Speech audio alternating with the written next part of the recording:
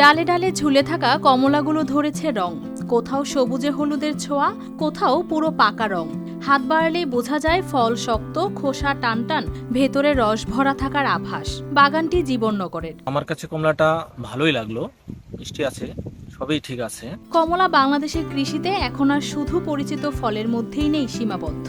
নতুন জাত, নতুন ভাবনা আর পরীক্ষার সাহস ধীরে ধীরে বদলে দিচ্ছে কৃষির চেহারা। মাসে একবার স্প্রে দিলেই হয়, তারপরে আপনার সার মাসে একবার করে মানে 200 গ্রাম 300 গ্রাম করে সার দেওয়া লাগে।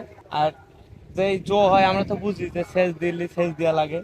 এর পরিচর্যা সে তো নাই। মালটা কমলায় আপনার বেশি পরিচর্যা করা লাগে না, যেরকম পেয়ারায় আপনার সপ্তাহে ওষুধ দিতে হয়, মালটা কমলায় আপনার এত ওষুধ দেওয়া লাগে না। সেই পরিবর্তনের বাস্তব উদাহরণ মিলছে চুয়াডাঙ্গার জীবননগর উপজেলার মানিকপুর গ্রামে। এখানেই পরীক্ষামূলকভাবে চাষ হচ্ছে আবু ইউসুফি জাতের কমলা, যা ইতিমধ্যে ফলন দিয়ে প্রমাণ করেছে এই মাটিতেও সম্ভাবনা আছে কমলার। তবে বাগান দেখার জন্যই আমরা এই জায়গায় এসেছি। তবে ভাই যে কমলা খাওয়াইলো বা বাগান দেখাইলো, খুব আসলেই ভালো। অনেক জাতের এই কমলা আমাদেরকে খাওয়াইলো। আমরা যদি সবাই এই ধরনের বাগান মানে কমলা চাষ করে থাকি, তাহলে মনে হয় যে আমরা লাভজনকই হব আর কি। আপনার রুচির সাথে মানানসই স্টাইলিশ সব ডিজাইন থেকে বেছে নিন জংমুক্ত ও long lasting shine basin tap. Fittings shine তো সবকিছু ফাইন। এই বাগানের মালিক মোহাম্মদ সজল হোসেন দীর্ঘদিন ধরে ফল চাষের সঙ্গে যুক্ত। আম, লিচু, কাঁঠাল, কলা আর পেয়ারার অভিজ্ঞতা থেকে নতুন জাতের ফল নিয়ে কাজ করার আগ্রহ তৈরি হয় তার। তা আমরা আজকে দীর্ঘ 17-18 বছর এই সাইটাস নিয়ে কাজ করছি। এই আবু ইউসুফি কমলাটার মতন বিয়ারিং আওলা অন্য কোনো কমলা আমরা পাইনি।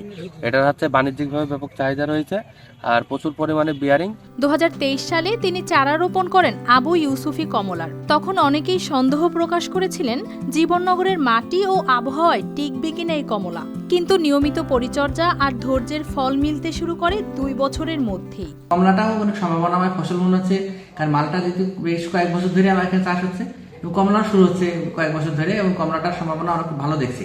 তবে আমরা আশা করি যে হয়তো যদি এভাবে কৃষকরা যদি নতুন তরুণ কৃষক করে এগিয়ে আসে, তা আমরা এই বিদেশি যে ফল আমাদের আমদানি করতে হয়, সেটা আমরা আশা করছি অদূর ভবিষ্যতে সেটা আমদানি করা লাগবে না, আমরা সেই ফলের স্বয়ংসম্পন্ন হয়ে যাব।